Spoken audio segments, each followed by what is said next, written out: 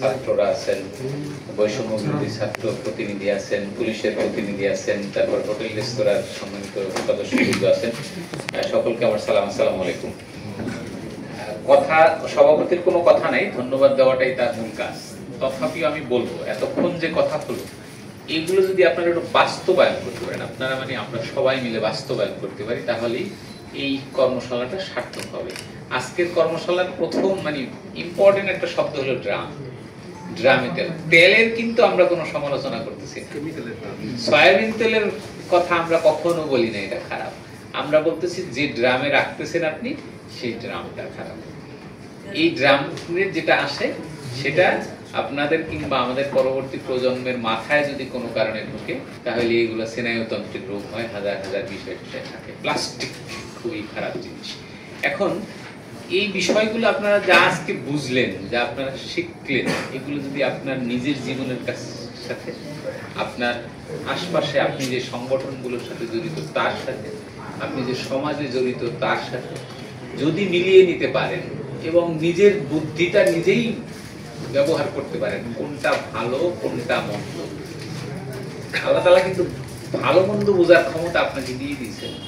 পবিত্র কোরআনে একটা সূরা আছে, সূরা বালাদ, ওখানে দেখবেন লেখা আছে, তোমাদেরকে আমি দুটো পথ দেখিয়েছি, একটা ভালো পথ আর একটা মন্দ পথ। এই ভালো মন্দ বোঝার জন্য আবার তোমাদেরকে আমি জ্ঞান দিয়েছি, এইটাকে দেখার জন্য তোমাদেরকে আমি চোখ দিয়েছি, শোনার জন্য তোমাদেরকে কান দিয়েছি। অতএব আপনাকে আল্লাহ তাআলা কোনটা ভালো, ড্রামের তেল ভালো কিনা, ড্রামটা ভালো কিনা, এটা বোঝার জ্ঞান আল্লাহ তাআলা দিয়েছেন। এই জ্ঞানটা আপনি কোন পর্যায়ে ব্যবহার হয়েছে। তারপরও আর দুই একটা কথা শেষ করে দেই, সেটি হচ্ছে যে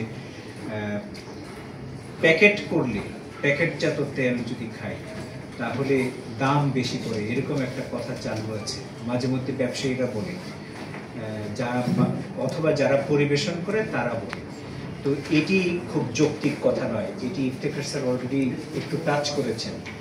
কেন যৌক্তিক নয়, স্যার এটাও বলেছেন যে আপনারা কি টমেটো কেচাপের প্যাকেট করেন নাই, ওইটা খান না?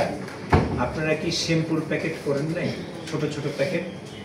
হ্যাঁ, ওইটা ওখানে কি প্রশ্ন করছেন যে ওইটা দাম বেড়ে গেছে ছোট প্যাকেট করার কারণে?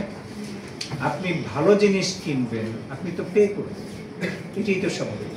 সুতরাং এগুলি ল্যাম এক্সকিউজ, এবং ছোট প্যাকেট করার জন্যে আমাদের যে প্ল্যান্টগুলো আছে, বোতল করার জন্য আমাদের যে প্ল্যান্টগুলো আছে রিফাইনারি, তারা একদম রেডি আছে।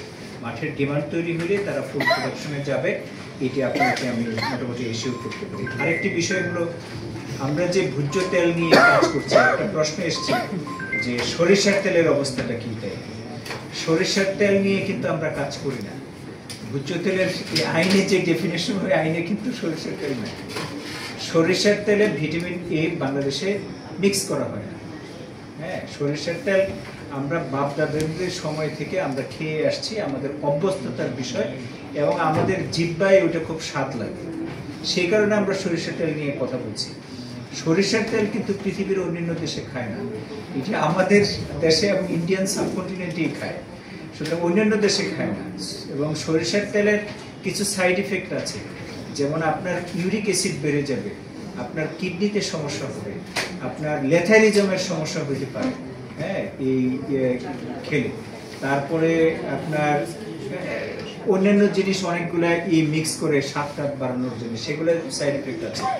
আমরা কিন্তু সরিষার তেল নিয়ে কথাই বলছি না, বাট একই সাথে আবার দয়া করে এখানে যারা সাংবাদিক আছেন তারা আবার এটা কোট করে পত্রিকায় লিখে দিবেন না ওই ব্যাটা সরিষার তেল খাই দিবেন, এটাও করছে না। বিষয়টা হলো যে আমরা ভোজ্য তেল হিসেবে 2013 সনের আইনে সরিষাটা অন্তর্ভুক্ত নাই সেটি বলেছি। হ্যাঁ, সরিষা অন্তর্ভুক্ত নেই, তার মানে ওই সরিষার তেল নামে বাজারে যে তেল প্রচলিত আছে সেটার মধ্যে ভিটামিন এ নাই।